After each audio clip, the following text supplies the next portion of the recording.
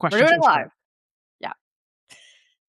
Oh, okay. We're live. Okay, we are here on the Smoking Hot Book Show here today with Korby. Kory and I met. Hi, Tim. Hi, Matt. We met on LinkedIn. So we've had a string of amazing LinkedIn folks on Smoking Hot Book Show here today, or in the past few weeks. That I've met over the past year who are fantastic people, who are fantastic folks. Kory launched his book, the book, I mean, like basically the Bible on nonfiction book success earlier this year, right? April? April. And he sent me personally a copy of it. And I'm very particular about about marketing, about books. Like, you got to do it right. And I think what really drew me to Kory is that you and I, Kory, have a very similar philosophy when it comes to what really makes a book worth reading. I mean, gosh, like, there's 2 million books that are published every year, and even more now with AI slop, like you were saying. And like you were saying, we're here to engage, we're here to connect with people through our writing. And you ultimately created Pressed, which is an amazing book. I highly recommend anyone who is looking for the book on writing nonfiction books. That is a great book to check out. But without further ado, I'm welcoming our guest today, Korby. Who the heck are Oh, you? haha. Thank you so much for that. The one little edit I'll do for you is it is the book on publishing books. And the reason why I like that publishing is because it's all about writing, but there's like a couple chapters on writing, but there's like 30 chapters on publishing. And so like I think of Mhm. publishing as like preparing something for the public. And so like the Yeah, ways you go about preparing that for the public, I think is infinite. And that's what makes publishing like so much fun and so yeah. unique. And so the thing that, I've been doing this nearing in on a decade, Oh and my what I'm focused in gosh. on right now is like helping authors publish the book that like only they could do. So it's like truly one of one, N of one. Wow. What makes them unique, what makes them special, and like really bringing that humanness out there because ultimately humans are reading your books. And so it's like, for using these tools to help write them, it's like, are you just making sure that the human on the other end is actually connecting with it? So that's kind of like what I'm excited about and like what I'm thinking about right now as we head into what, 2027. Crazy. Oh my god, yeah. Okay, so let's throw out the script for a second. And you mentioned N of one. Um, and I've always been like aligned with your particular marketing philosophy. Um, and we'll get into that very quickly, very shortly. But why? I mean, I'm just so curious, like selfishly, like why is it so important to you that the book is, or the clients that you work with, like you work with them because it's like this is the only book you could have written, and it matters to you. Yeah, it's like uh, what one of my good friends, he often says, like, kind of just in life, he'll be like, "What are we really doing here?" Like when you're just like, like you wake up in the morning, and you're like, "What are we really doing here?" Yeah. It's like uh if you're going to write a book, why write a book that looks and sounds like millions of other books? Like, what are we really doing here? And I think in business books, that's particularly really hard because there's so many business books that all look and sound So and are many. exactly the same. And so the only way to truly differentiate yourself is to like pull your unique you, Yeah. your life experiences, your Yeah. creativity, like who you are as a person, and like Yeah. put that into the book itself. And then I'm very product first, and I often say you have to balance. So it's like you have to Mhm. create the thing that only you can create by putting you into there, but you have to do it from like a lens of balancing what your reader wants and what they're actually Yeah. looking for.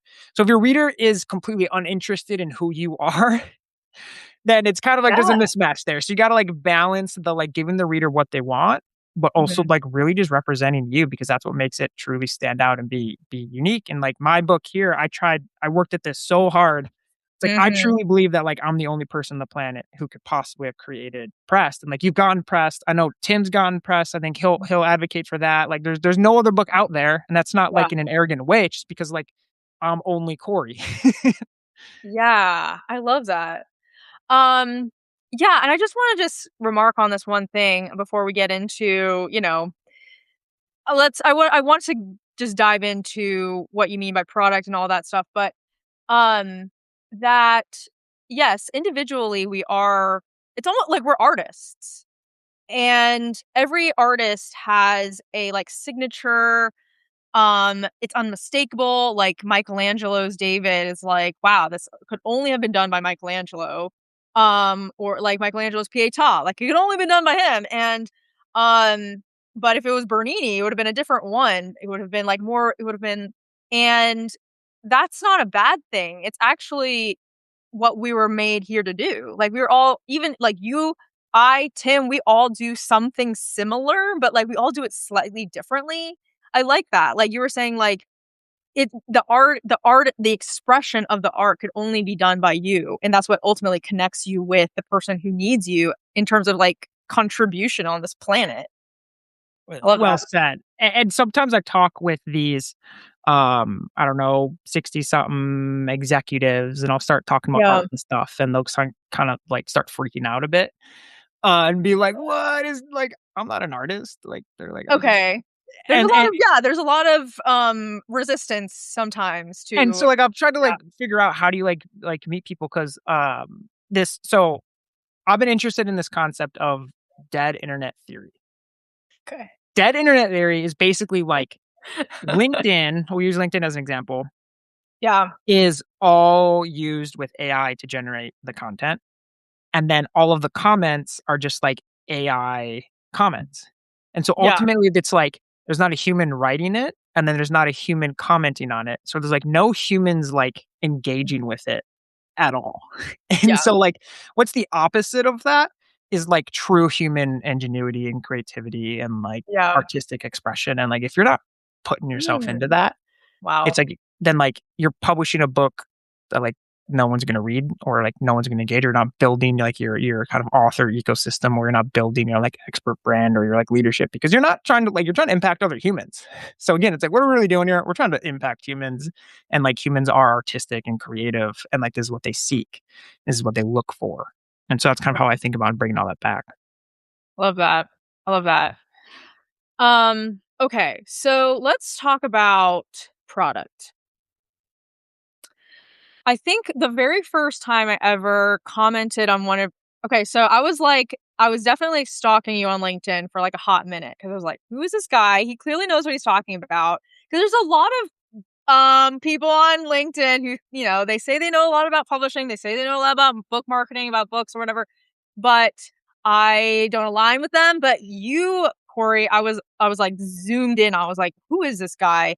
And I think the very first comment that, or the post that I saw, you were adamant about how books, or great books, start with product, and how your book is a product and how ultimately it's solving a problem. And I was like, yes, oh my gosh, he gets it. But I think, like, how do you put this into context? I mean, this is like the message that I beat also at Smoking Hot Books. But how do you put it into context for your clients and your prospects in your world? Yeah, so there's this gentleman, East Jerome McCarthy. He's like 1950. He came up with this 4 Ps of marketing, which is product, price, placement, and promotion. And when it comes to books, in particular in the modern day, price in books, we can it's kind of a little bit an outlier, but we could talk about price in regards to like professional services or consulting behind the ends of that. But Yeah, particularly like placement and promotion, people just get so obsessed with that. And so like even if you get the best placement at on Amazon or in a bookstore or just like in the presidential library, whatever the heck placement that you get, and sure. whatever promotion you're doing, ads you're running, book funnel you got there, people out there, when it comes to a book, like you just can't force someone to engage with it if it's just like really bad. Like no Yeah, matter what, the yeah, thing that's most valuable of the book is people's time and attention. And it's like you have to start with product. If you skip product, then none of the yeah, other stuff matters at the tail end. And so it's like yeah, start here. yeah, I actually wanted to write the book of Prest. Was the second book I'm writing is like a author user manual. It's like once you have a book, what do you do? yeah, And I actually yeah, started writing that first, and I was like, I can't do this because the first step is product. And it's like that's what like Prest teaches you is like, hey, how do you publish a book that reflects the quality of work you bring into your clients Love that. and do that first. Then, hey, where do we get this thing placed? What consulting services can we do on the back end? How do we build a book funnel? What ads can we Right. run? And this, like, as you know, like we got time to do this. Like if you start with product, Oh my god, yeah. like Yeah. you got all this time that can Forever, happen. yeah. Next Yeah. 10 years, you'll be, yeah, optimizing and tweaking your funnel, yeah. So yeah, that's how I think about it. Start with product and then Yeah. optimize, tweak, play, fun, run ads, do crazy things, experiment, see what works. Yeah. Um, I'm actually really curious because I feel like for a lot of authors, unless they have that firsthand experience, like, to tell them about or really to, like, describe to them what's at stake if they don't start with product. Basically, imagine, like, for the next 10 years, you're going to waste money on ads, on podcasting, on whatever else you're doing, pulling your hair out, punching holes in walls because you're wondering why how much, you'll spend forever running traffic all freaking day to your book, which is your product, and then wondering why it's not selling. Um, but it's hard for, first time authors, second time authors to understand this because I remember when I was first publishing my books, and they were not very good at all. I spent like I published like 4 books and didn't understand the product concept at all.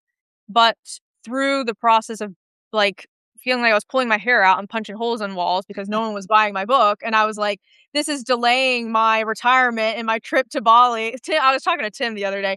He's on here and he was like, "How did you come up with your?" Yeah, I was like, "I'm quitting my corporate job and I'm moving to Bali with these book sales." But and that's not happening. But yeah, that's what happens. If your book is not um just the prime representation of who you are, what your audience wants, and what they're responding to, they're like, I got so many other things to do. I got so many other podcasts to listen to. I got free YouTube. I got free Instagram. I got all these distractions. I got kids to pick up. Like, why do I care about your book?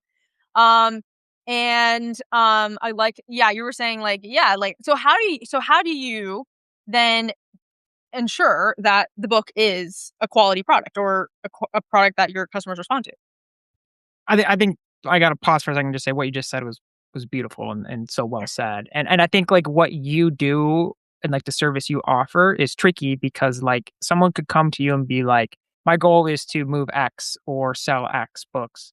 Yeah, And you're like, they're like, look at the book and you're like, all due respect, you're like, I don't know if this is possible. 1,000%, Like 1,000%. Yeah. um and Yes. so authorship's is a tricky game. If you're in it purely to make money, like a lot of money, there's other businesses that are much more valid than just like pure profit and like, freaking making millions of dollars out there in authorship because it's hard. And so you have to, I like to just set those expectations a bit because it's really hard to sell books. Really, really hard to, You gotta do it right. You gotta take your time to make sure that you're doing it right. but Yeah. you can do it, and I think that's a Yeah. myth. I get frustrated when I see on LinkedIn when people are like, "You don't make money in book sales anymore," and I'm like, "That's just so not the truth." And I love going to like, there's like, Kindlepreneur has a calculator, and you can go Uh-huh. to Amazon and you can look at the Yeah. bestseller numbers. You can see there's books that sell a lot. Yeah. There's books that move Definitely. like $5,000 a month, like, and that's good. That's good money. So it is possible, but I just wanted to say like what you just said is I just want to kind of stamp that out there. So in terms of thinking about the product is I just run through these main questions. Also we got fiction books so fast. Fiction is like a whole different game. Wouldn't Yeah. wouldn't you say So different. like you almost like you can't like I'm totally down to flip to fiction at any moment, but we're talking about nonfiction and it's like it's like two different beasts for sure. Yeah, it's different. Yeah, If it's you like come back to apples, like oranges. Sarah J. Maas, she sold the most books out of anyone in 2025. She was the number one Okay. bestselling author. Oh, If really? you come Okay. back to that. Um, but nonfiction in particular, I just think about it is like, who's the book for? What is the book they want? Why will it matter to them? Yeah. And then underneath that is like, why are you doing it? That's like your motivation for it. Yeah. And then how are you going to approach the writing process? What is easiest, fastest, most effective way for you to write the book? Mhm. When are you going to work on it? How much time do you have? And then with whom do you need on your book team? And Yeah. spending like a lot of time on that, then Yeah. just makes everything that happens after it so much faster and So easier. much easier. So it's like, do Yeah. I include this story? Well, does my who care about it? Like, does it matter to them? No. Uh, like, do I write about this or do I include this? Or it's like a lens for making decisions. So it's like who is it for? What do they care about? Why will it Yeah. matter to them? Is like a repeating process throughout the entire writing and editing process. Yeah. How are you gonna approach the writing? Like, what's your team gonna look like? When are you gonna do the work? Starting a lot of time there, Yeah. then going through the editorial process. Like, there's a reason why traditional published books take a long time, but you can bring more speed and agility into a self-publishing model. So the Yeah. standard editorial process is you write a draft, you send it to someone professional, they give you their opinion. You write a draft, you give an opinion, and you kind of go back and forth. Then you add some peer review in there. Hey, you might send it out to some community members. What do you think of this? What do you think of that? And then you write and Mhm. revise. Then it goes Mhm. to copy editing. Then it goes to professional design and then proofread. And so, like, There's steps to it. spend Like time recipe, yeah. position and planning it, have a editorial team go through the different types of editing, developmental editing, line editing, copy editing, and then your product is so much better. Professional design. Yeah. Um, that's how I think about it. Yeah. I just thought of, like, an analogy, yeah, because for, like, a lot of first-time authors, I mean, I frequently work with a lot of first-time authors who and even also multiple like, maybe it's their 2nd or 3rd time, but a lot of the first-time authors, they kinda come in and they're like, it's hard for them to under wrap their head around why preparation, like you were saying, there's a lot of preparation involved, but it's like, I think of, like, meal prepping. Mhm. This afternoon, like, I had nothing in my fridge, and I literally made it was like, "Shoot, I guess I'll make, like, a pineapple cabbage juice," like, and you're just throwing things together, and sometimes it works out and sometimes it doesn't, and sometimes it really doesn't, and it's like, do you want that for your business? Or, like, the opposite is, like, a meal prep where, like, on a Sunday, you, like, block out time and you say, I want to eat these amazing things this week, and therefore I have these items in my pantry. I need to go to the store for these things. I don't have them. You create a plan. You create, like the plan, and you prep it, and and then throughout the week you can enjoy the fruits of your labor. That is totally how you like bring your authors through the finish line, Kory. Is that there's a planning process so that the whole thing afterwards is smooth, it's productive, it's fruitful, and ultimately they can grow their businesses from it, right? Yes, 100%. Don't start with the blank page.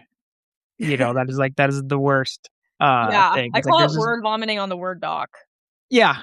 Yeah, yeah. I mean, you gotta start with some plan first, and then you can get to the word vomiting.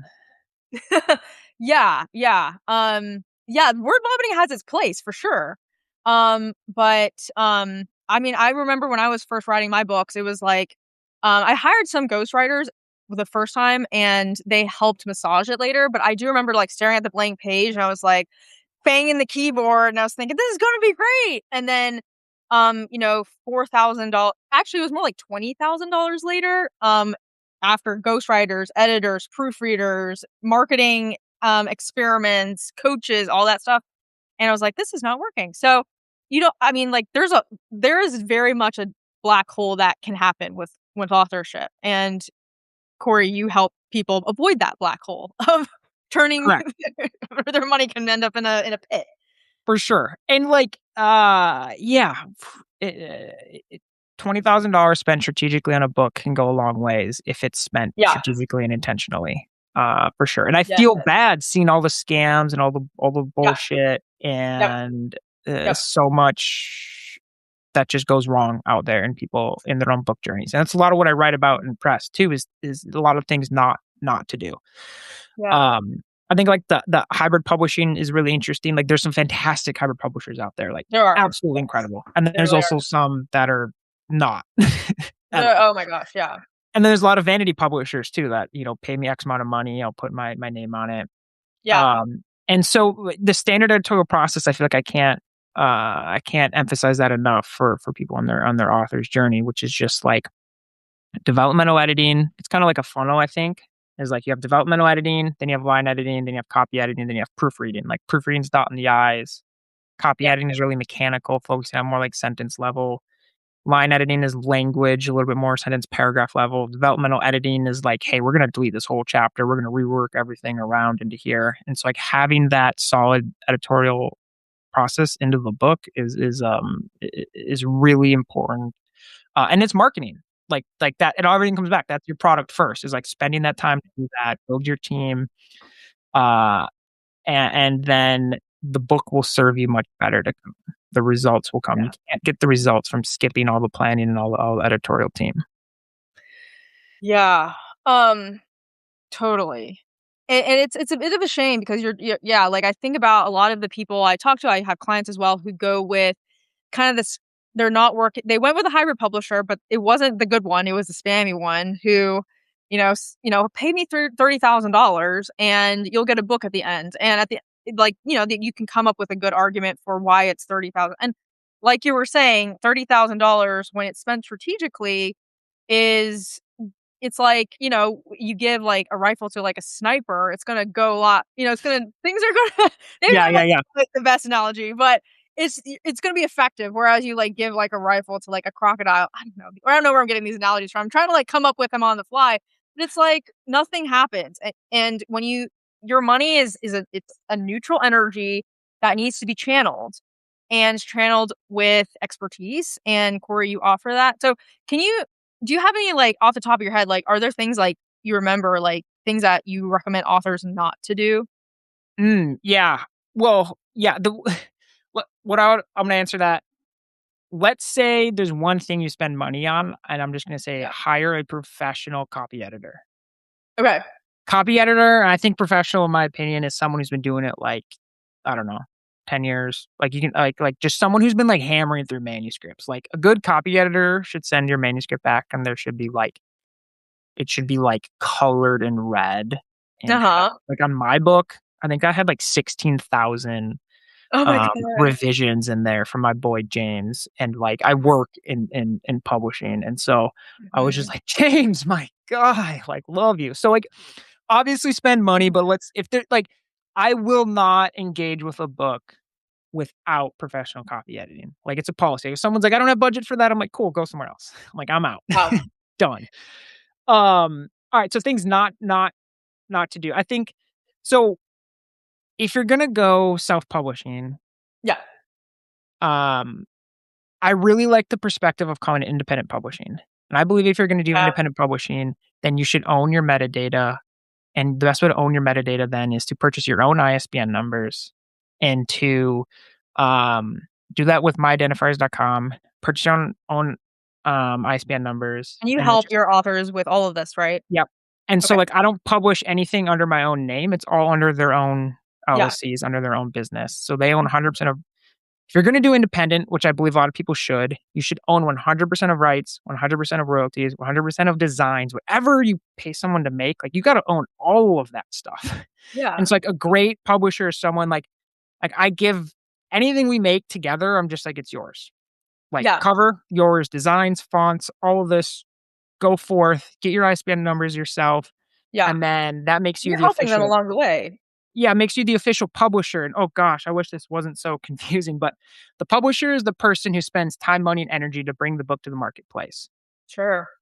And so if you're paying someone, you are the publisher. You're the one spending time, money, energy to bring the book to the marketplace. And so you should own that. I think Mhm. that's a huge detail there. And then there's a lot of people out there who will help you get global distribution and they'll say, hey, pay me $10,000. I'll get you global distribution. It's Oh like, my god. you can get that yourself for free on Ingram Spark, on expanded distribution on Amazon KDP. It's Oh my it god. and Yeah. so, pay for a Yeah. copy editor, purchase your own ISBN numbers, Yeah. and getting digital distribution is free, super easy, and it's accessible to everyone. Uploading your book is easy. What's hard is figuring out the things to put in the boxes. Sure. And that is SEO, is search engine, is AI, that is metadata optimization. Once your subtitle excuse me, book description, author bio, keywords, categories, all that stuff is hard to determine. And so having people spend time doing that. I'm about to Right, you cough can up over here. We gotta get yeah, some no water. worries. Hold on. No worries, no worries. Okay, yeah.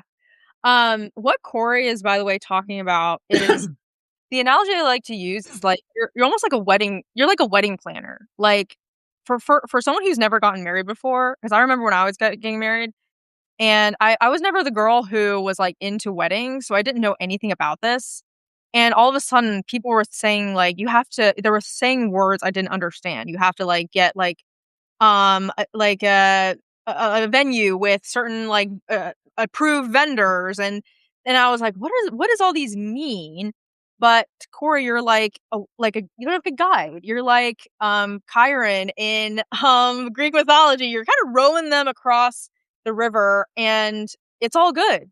You're telling them exactly what to put in the box. You're smoothing the way, you're paving the way. You've already done all the work of knowing how to optimize this stuff because you know how to do that, and you're just saying, "No worries, like, I'm your wedding guide, I'm your wedding planner, and here's our recommendations, and no sweat." And then all of a sudden, you have something that you're really proud of. So, um, that yeah, there for a lot of people who like, I was just talking to someone who, Emmy, who's feeling nervous about, like, should I choose hybrid or should I choose self-publishing? Her main fear with self is just or indie, like you were saying, is just feeling overwhelmed with having to manage all the vendors. But when you hire a awesome planner or guy like Corey or we can help you smooth that entire process, and it's no big deal. Well said. The last, thing not to do that I was gonna add in there before I couldn't talk anymore, is people come to me and they'll often be like, "Hey, I've written a manuscript. I Yeah. worked with an editor." And then I'll be like, "Oh, tell me about your editing experience." And they'll be like, "Oh, it was great. They read the manuscript, they loved it. They didn't really give me much feedback because they loved it." And right Okay. then and there, I just I get terrified Yeah. because like Good a about you. good editor, you should obviously have a trusting, like, mutual relationship, but you should sort of deep down kind of like hate them and are like pissed off at them because like a good editor should poke and prod and should almost be Yeah. like relentlessly Yeah. having like clear constructive feedback. Like, Yeah. "Hey, this doesn't make sense because this is like a gap and like your reader's gonna be confused here." And Yeah. so a I off like that, that's just yeah. like the easiest way to say it is if you pay money to an editor and they're almost doesn't give you much, then Yeah. like that is a huge red flag. And so I'm like get like super nervous versus like you want an editor that like pushes, pokes, prods, that like brings out the best in you. But like you're also sort of like, God, like I'm sick of that person.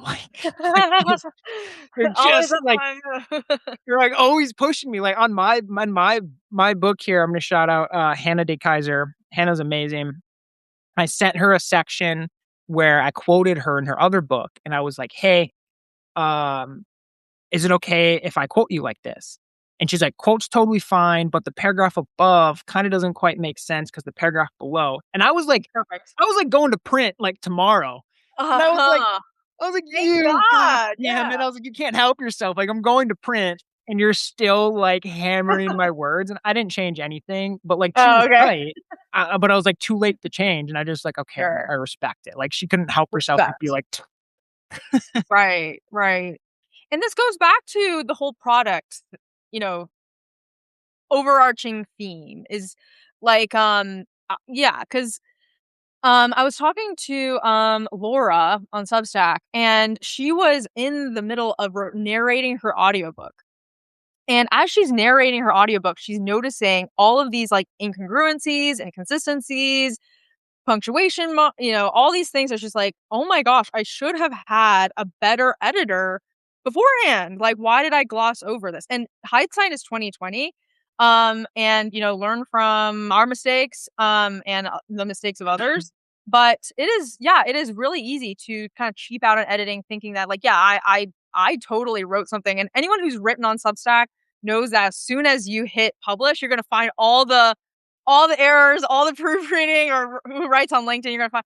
yeah, it's just so normal to be so close to your writing and so close to your story that a second pair of eyes is immediately going to see something totally different. And that is an asset to you because you're going to find inconsistencies and you're going to make your product even better. And all goes back to the product thing where, I mean, you want as soon like imagine your ideal client who's, who wants to spend six figures on a package with someone in your niche, but then they read your book and they see all these typos and they see that the paragraph above it was not making sense of the paragraph underneath it. And they're like, what is this? And all of a sudden you're like, well, maybe you didn't even notice, but that can absolutely happen where someone's like totally turned off by your lack of attention to detail. So definitely a great copy editor by your side is, I mean, yeah, I invest in multiple rounds of editing because it's just so much easier to just do it up front, bite that bullet up front, just to have peace of mind going into the rest of the whole journey. Nailed it. Nailed it. Nailed it. Yeah. Okay. Let's also now talk about okay, so Kory, you are also you have a niche. So we talked about there's a difference between fiction marketing, nonfiction marketing, and there's even niches within nonfiction. Um like there's memoir and biography and like even books like that have a different marketing style than like specific like business and entrepreneur books and thought leadership books. But Kory, you have a niche, right? And that is specifically for leaders and thought leaders, right? Yeah. Yeah, I'm a big fan of, just kinda like the broader word, expertise and Expertise. experts, and so that's kind of like my main niche that I occupy is Yeah. writing the book that, like, what is most valuable and difficult to replace is your knowledge, and so, like, write the Mhm. book that, like, represents your unique knowledge and view of the world, and then use that as a part of an ecosystem to just grow your independent business and practice. And Just like so you have done. what's up? Just like you have done. Yeah, that's it. So I am it's all meta and related. So I wrote a book on publishing books. My book is Yeah. my product. My book is my service. My service is my book. And Hmm. so like I had a sales call with someone and I'm just like, yeah, open up to my book, see the table of contents, and I'm like, I will walk you through every one of those, but I'm gonna like actually do a lot of the work and guide you through all of that. And so there's so Yeah. much power in that. And so you get on a call with someone and like, yeah, she'd be like, hey, here's my book, go to the table of contents. Like right away, that just like credibility is I was like trying to think about how to like quantify some of this stuff, but like you just Yeah. you can't quite quantify that, but like you can Uh, see it. Like when you're on a call, you can just see the person, you're just like, okay, like I see it. So like that's yeah. the space that I occupy is using a book as a part of your ecosystem and putting your Yeah. knowledge and your expertise into it, and building this kind of system around it. And so I could talk a little bit about kind of how I think about like that system, Yeah. if that's of interest, that we could go there. But I'll pause and I don't know where you want to go. Totally. Yeah. So, and yeah, like let's not gloss over that moment where you're on a sales call and as they're holding your book in their hands. And that's kind of the thing with the digital age nowadays. Like everyone has a podcast, everyone has an Instagram account, everyone's got LinkedIn. And I mean, a lot of people have books too, but there is that like, there's something, I don't know, like you were saying too. I mean, like I have, this workbook from my sales coaches and they made it an intention to make sure they have like some 3D asset that their people have that they So I hold. love that. If you hold that up real quick, so we got it's gold spiral Yeah. with actual tabs on the right side that are Yeah. identified. We have this, like, Yeah. sweet pink kind of sales girl energy here. We got, like Yeah. is that plastic cover too? It's not, but it could have been. Yeah, it's really And then, nice. yeah, like, beautiful design in the back there. Yeah, this is I think this is where the future is going is, like, people want a tactile, Oh, physical experience. This yeah. is beautiful product, well The designed, stickers. color printing too, like, that Yeah, costs a lot of money to print. Like, it I love does. reverse engineering books, like, right away I see that, I'm like, "Oh gosh, they" like, there's a Mhm. lot that went into that, And Yeah. that's a beautiful thing. Yes. And let's also I have to mention this as well because this workbook, and like I'm a shill for the sales girls because I love them, but um, like every time we go, so they have in person events, and like let's also talk about like the age of AI, like like what did dead internet theory? That internet theory, yeah, it's interesting. Yeah, yeah. Okay, yeah, and it's just like I love the merch. I love having my sales girl hat. I love my workbook. I love going to in-person events. I love interacting with community, and I also love my digital experience as well. But the book, it's almost like it cements the experience. It's like the Bible.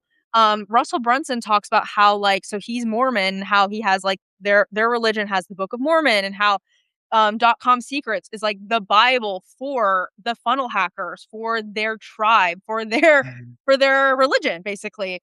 And like your book is basically becomes the gospel for your tribe, for your community. And there's even like there's a this per, one of my coaches, she's a personal branding expert, and she built her entire career on personal branding. She was even saying that like personal branding is getting replaced by community branding because of Mm. this need for connection, and how your book is the thing that cements your community. So let's not okay, anyway, getting off my high horse. So let's talk about the model of expertise. So yes, so break down your vision or your theory on expertise. Yeah, let's talk about that. Yeah, so I think about it as there's like the 5 parts of you, and so there's your brand, your content, your platform, conversations, and your offer. So I'm gonna go through this. So there's your brand, Okay. content, platform, conversations, offer. Okay. So your Okay. brand is your reputation. Shout out my boy Bobby G. He has a book called Build a Brand Like You Give a Shit, and the whole Mm, thing is like you get the reputation that like you earn your own reputation. And so your brand is there. It's what people say and think about you, but it's also like your website, your social profiles, like how you look online. If someone Googles you 100%. or AIs you, like that's kind of your base level there. And Okay. then the output of your brand is your content. This is like what you put on your website. This is like this podcast right now. We're going live on Substack. Um, and the amount of people that view your content is your platform. Mhm. So, how many people go to your website? How many people consume your content? How many views do you have? Like, what are your metrics? Like that. There's kind of like the success of your platform, but it's also like your network. Like, who do you know?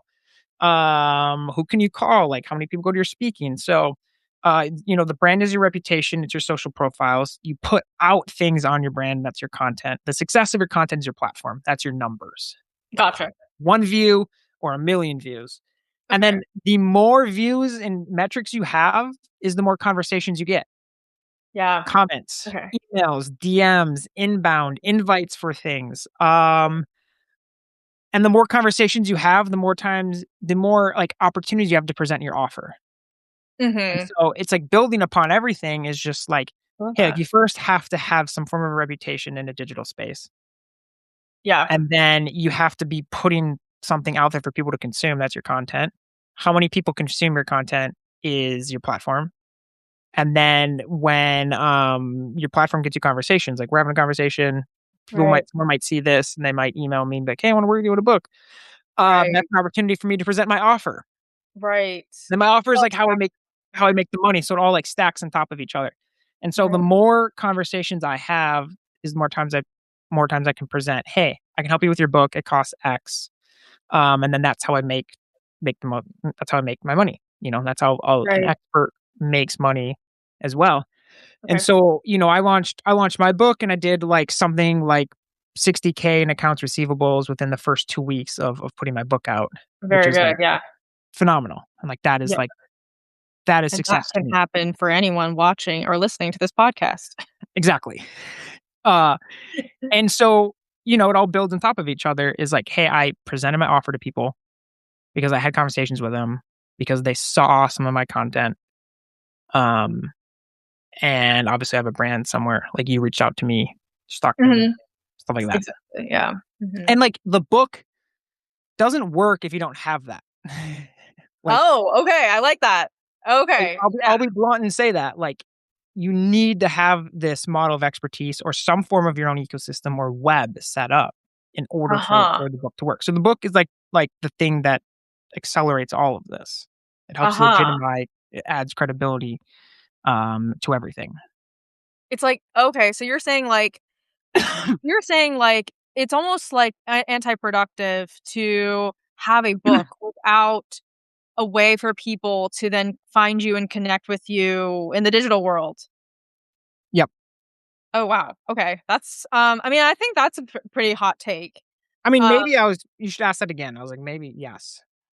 well, I mean, okay, so, for example, um so there's, like sometimes there's 2 ways that so when authors come to me, for example, and they ask, like, well, maybe I don't have a big platform, and I'm nervous that my book isn't going to do well. Like, sometimes, you can present, like, "Hey, part of your book is actually how you can grow your audience, and grow your reach, and grow your offers, and grow your money." Afterwards. But you were saying, I mean, well, correct me if I'm wrong, that, like, yeah, you have, like, you have your brand, you have your conversations and your metrics, and you have your offers, and that's part of your ecosystem. But you were also saying, like, the book is the thing that amplifies that, and if you're amplifying 0, then it's still 0. Yeah, so I think, it's like a little bit of like a chicken and an egg thing, where it's kinda like this, like, Mm, cycle. It's like, so I think it's always good to start with a book. Like, okay. before I did anything, I published a book, and I didn't even know really what I was doing. But Uh-huh, my first book was uh-huh. called Why Do You Exist? It was actually a photo book, and I started with that. So I think, like, in a lot of ways, you can always start with book, even if you don't have any of this system behind you. Okay. Okay. My observation of working with 100 plus clients, the Mhm. data of these books I've worked on, when I interview them, when I look at book sales, when I look at the profits of the clients I have worked with, the clients that have seen the best results and the most success are the ones that have a system like this set up and in place. So Okay. the ones that have like they look good digitally, they're putting out content, they Yeah. have people that view it, they Yep. have a system and are showing up for consistent sales calls to present their offer. Yeah. If you have that set up and then the book like helps build your brand, you can put out more content from your book. Yeah, um actually, that's what Carlin does. Anyone knows Carlin at yeah, Oats yeah, Network, yeah. that's the whole thing she does, yeah, like, tearing your book into a million pieces of content, yeah. And I've been on like 6 podcasts in the last couple weeks, all of them from putting out my book. So that's Yeah, getting more people, more conversations for me, 1000%, yes. and then more opportunities for me to present my offers. So it's like it amplifies it, like it builds it all up. So you don't Yes. I don't want people to be like, "Oh my god, I don't have any of this. I shouldn't write a book." Like I think you're always ready to start writing a book. Like that's just kind of like a core belief. Like you're just do it. Like Yeah. always start. Yeah. Um, and I like that perspective of like the data and the results I've seen from my people. The ones who are Mhm. best at this are the ones that do it. For example, Max Trailer. If you go to maxtrailer.com, we know what him and I have done 3 books in a workbook, and like he just crushes it with his books. But he's also like really good at the creative sales and the marketing and the business development. Like, he's super charismatic, and he's just like a Yeah. wonderful human in general. Mhm. Um, but yeah, that's kind of what I mean. If that helps clarify it. Yeah. That does, and that's actually a huge thing to remember, and that's a lot of authors when they're shopping for services and service providers when it comes to their book want to make sure that there's a funnel involved, there's a some way for it's not just the book, but it's there's a pathway that ultimately leads to how, like you were saying, presenting the offer. And I've also seen how, so I was in a Jack Canfield mastermind a few years ago, and there were, very wealthy, very successful entrepreneurs in there who had published books in the past. They went with a vanity publisher who set up the book and the funnel and everything, but their book was still in cardboard boxes in their garage. And so, yeah, they had an ecosystem, that's for sure. And I think, like you were saying, like, the metrics play a part in it. You can't just, have one view on an Instagram post and expect, 1,000 sales calls. but at the same time, like, the number of books that is also out in the world, like you were saying, does amplify what you're already doing. It's like rain on a garden, and it'll just grow what is there. Um, but yeah, I also don't wanna discount how it is important to have all of that and the funnel and also selling your book as well to get out there. Yeah, so I wanna focus in on the sort of like my track record, my receipts, so to say, is really in this sort of expert thought leader space. And so people who are selling 10K, 50K, 100 plus K consulting packages, those are the things that are like the bread and butter, like the things that really fund their life and their business. And so I've had Okay. multiple clients whose books aren't even available for sale anywhere. You can't even find them. They're not on Mm. Amazon, they're nothing. Mhm. All they've Mhm. done is they've just sent them out to, like, key decision makers, I executive like that. boards, teams. It's like a business, like, B2B distribution model with, I like, a like it. couple Okay. 100 books, and they're Okay. just closing deals in sales, and, like, they're busy Okay. as can be. And Okay. so, I think that is, like, a really interesting model too, is, like, who do you know? Like, these people, they're not, like, going wide. They're like, "Hey, I know Bill Yeah. who works at XYZ, calls Bill, sends 10 books there." Like, "Oh, hey, I know Renee over here, send some books there." And it's Mm. like a very strategic approach, I like it. and Okay. and then their, like, goal is to close and sell services. They don't Right. care about books, so they don't need Book the vanity of sales. Amazon. I love And it. some people are like, "I just want my book on Amazon because then I get that credibility," and I think that I do respect that. I'm not pushing against that, but Yeah. it's just, like, crazy to think that there's, like, 50 to 100 books sent to the very right people I love that. along with a consultative approach and a That's good super sales cool. process, and I know you've been talking a lot about sales lately. I've been reading your stuff and how much you've changed it, and how like, how much your business can just, like, transform, from that. And so that's kind of much more the space, like, I'm in. Yeah. Like, a lot of my clients' books, we don't really sell tens of thousands of copies. Like, I don't have that in my track record, but we've done millions in business. So, like, that's kind of Yeah. where how I think about it. That's actually a really good point, Corey. And humbly I'm learning from you.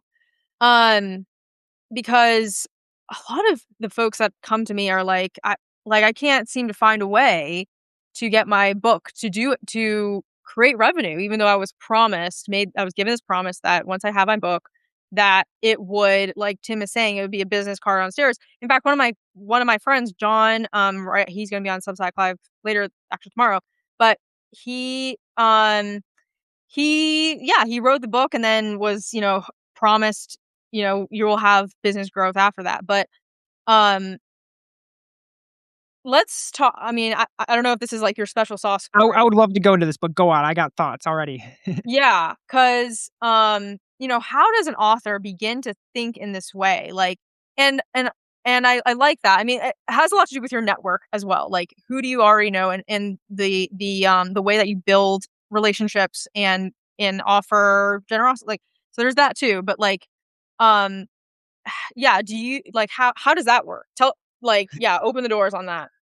Gosh, I mean, first, I'm always learning and figuring this out for myself. Like, opened on this call here, and I was like, I had a really good Q2, but, like, I've kind of enjoying summer, which has been amazing. But, like, I don't have a bunch.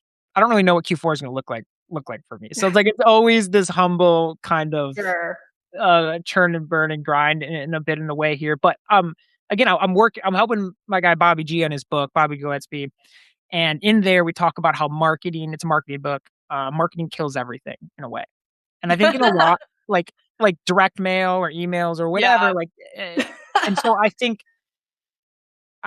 I do not believe in anywhere form that, like, books are dead or authorship or publishing is dead or killed yet, but it's getting Yeah. harder without a Mhm. doubt. Like, I started doing this, um, 2018 or so, and I think it'd be interesting to get some sort of expert authors on here to do, like, a panel or something Hmm, and see if we can't collect some data and see what's going on a bit here, but, like, that'd be interesting. uh, it's definitely getting harder.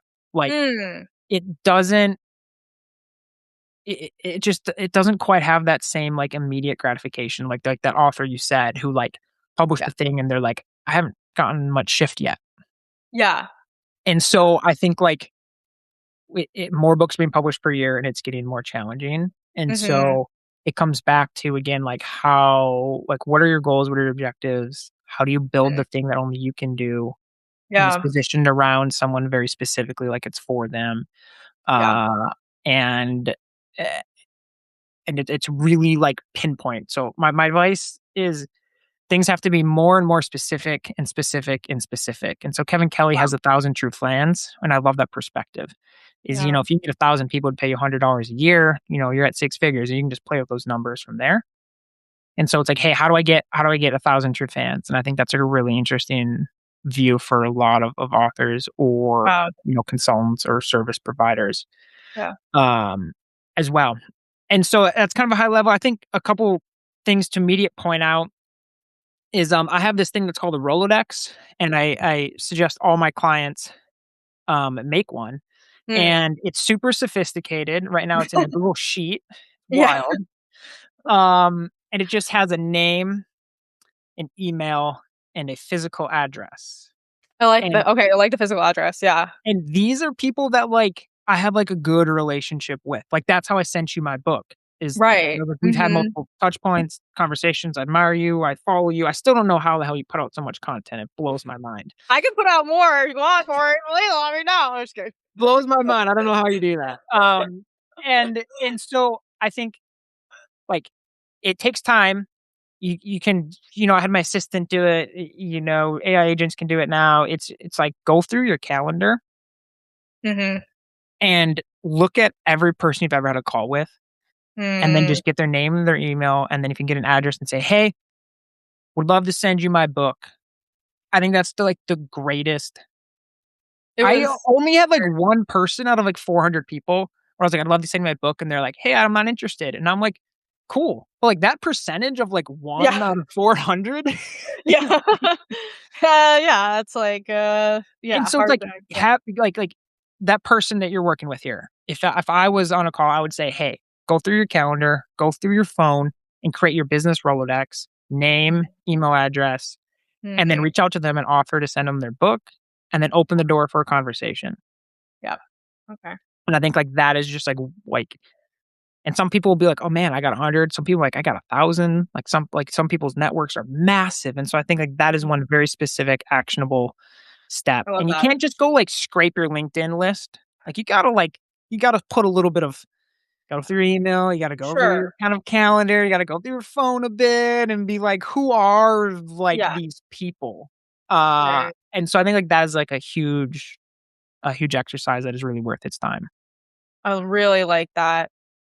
And not super common advice, not super, like, sexy, no AI, no time saving, just a handwritten note, And then just, I did this with mine, and I would love to, like I'll send you I don't know if you can have some content after, but I have this folder, it's yeah, called Book Success, and I have screenshots of when I did my book launch.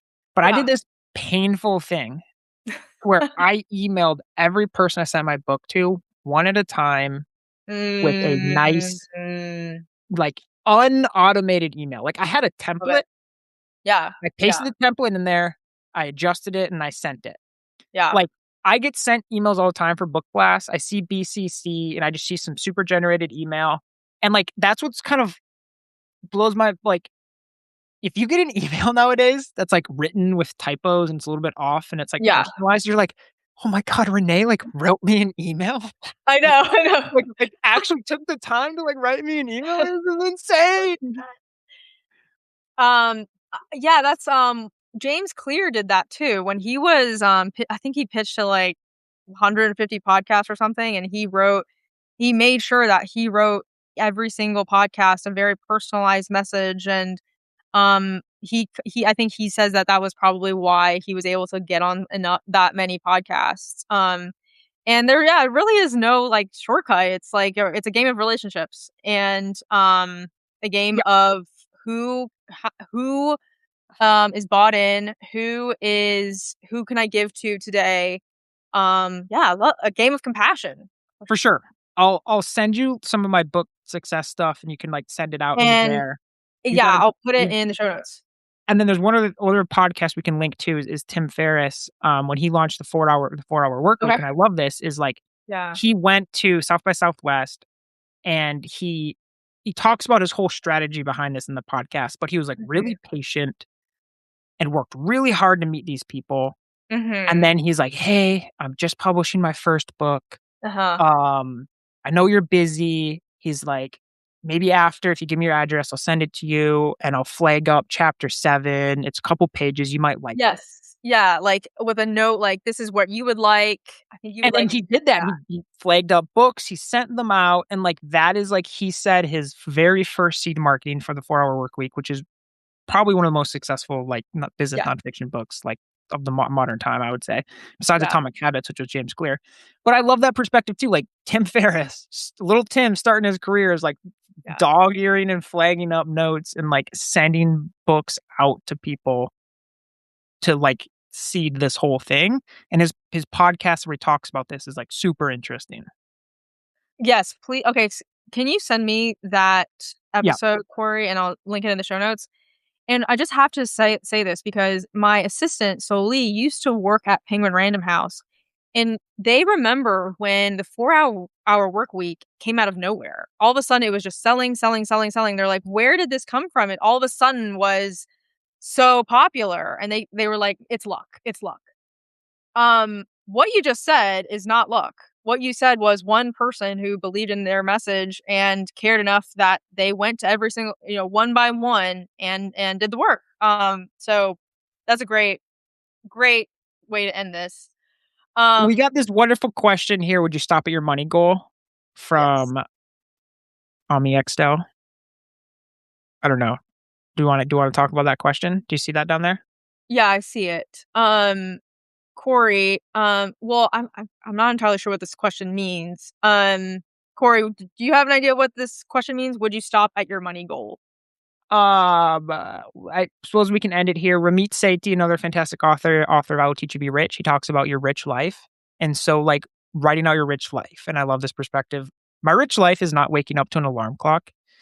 And not that, like, I'm lazy or anything, but I just, like, hate that just, like, sound coming in and just, like, I don't know why. It's my thing. And so, like, I will make dramatically less money every year to run my own business, to not wake up to an alarm clock. And so being an author is creating your own universe. Being an entrepreneur is you get to make your own little rules. And so like I just encourage Yeah. everyone to like remember that. Like what's your rich life? And it's Wow. not always that specific money goal. Um so cheers. That's my final thought. Cheers. Cheers, cheers.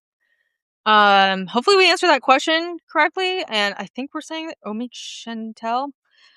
Um, and yeah, I mean, I think I'll maybe add my 2 cents as well before we sign off. A few years ago, this was, in 2020, I had my first corporate job. I was under the fluorescent lights in the windowless cubicle, and I was like, I would do anything to be a digital nomad. I would do anything to live the Bali dream, and I just came back from Greece, and I had originally planned to spend a month there.